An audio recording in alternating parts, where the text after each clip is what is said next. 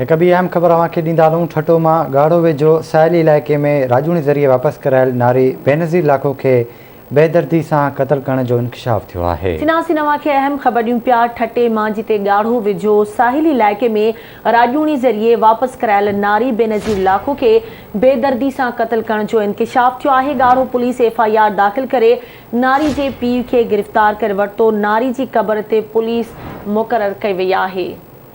इन हवाले से तफ़सील मालूम कंदासीं। ठटे मां आवाज़ न्यूज़ जो रिपोर्टर रशीद जाखरू असां सां लाइन ते मौजूद आहे। रशीद, कहिड़ा तफ़सील आहिनि, आगाह कजो।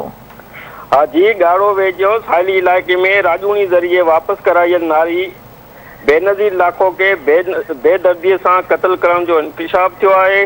ॻाढ़ो पुलिस FIR दाख़िल करे नारी जे वालिद हमज़ो लाखे के गिरफ़्तार करे छॾियो आहे। ऐं जॾहिं त नारी बेनज़ीर लाखो जी क़बर ते पुलिस पिणु मुक़ररु कई वई आहे। नारी जे मुड़ुस रजब अली उनल जी फरियाद ते क़त्ल ऐं खून लिकाइण जी FIR दाख़िल थियंदे 4 ॼणनि। ठीक है रशीद, वॾी महिरबानी अव्हांजी तफ़सील खां आगाह करण लाइ।